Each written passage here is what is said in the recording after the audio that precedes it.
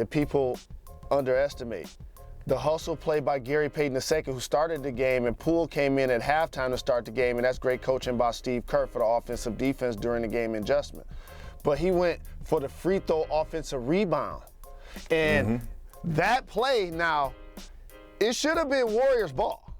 Now, let me say another officiating thing.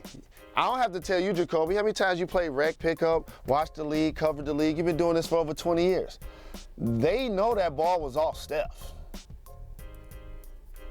They got to look at it again. I don't know why we're doing a jump ball after we're reviewing everything all season long. Why are we jumping it at center in the end in a crucial playoff game? They know that ball was not off Steph. You know it, and I know it. That's a perfect example of what I mean about officiating the situation. Like, they do a great job of helping the suspense and the drama happen also. And how do you do that? You create a situation where, boom, if the ball if it becomes Warriors ball instantly, then the game may be over.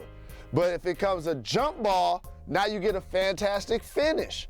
And that's what we got. And that's where you started the show asking me about Ja's finish. Now, in the last series when Anthony Edwards went for the gamble, he did a terrific finish.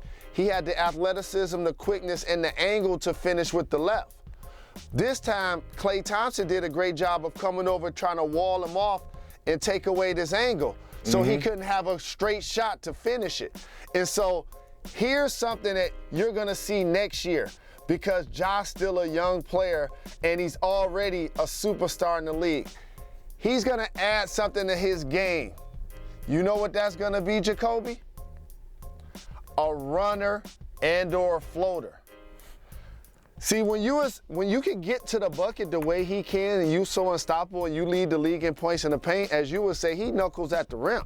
Or when you Ja, you dunking on everybody, right? As you start to progress in your career, you start to get that run, you start to get that floater. Now you're shooting it going towards the rim.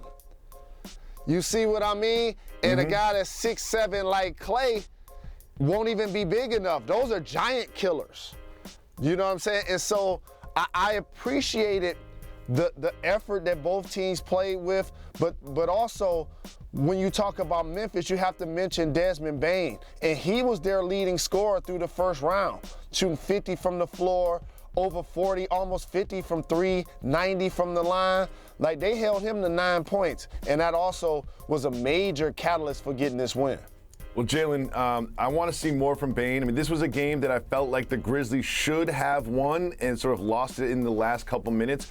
Game 2 is going to be exciting, but one thing that I watched during this game I needed to show you, Dillon Brooks, one of your favorite players, did one of your least favorite things.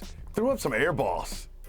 And I don't believe he was the only one, or maybe he was the one that did too.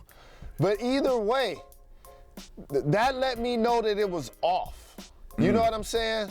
Like, but you know who I'm actually happy for? Jaren Jackson Jr. Yeah, he hit some shots. You know, I've been telling you forever, like, he's a right-handed free throw shooter and three-point shooter, but unlike Ben Simmons, he still is able to finish with his left hand going to the basket. Ben does the opposite. Ben finishes at the hoop with his right and shoots at the free throw line and three with his left. And so, like Jeff Van Gundy was stressing during the game, the notorious, you got to play him like he's left. And he did a terrific job of getting himself going, but yeah, you're right. My guy Dillon Brooks did shoot a couple of air balls. He's going to need to respond in the next game. They need more from Brooks and Bane in game 2, which I can't wait for.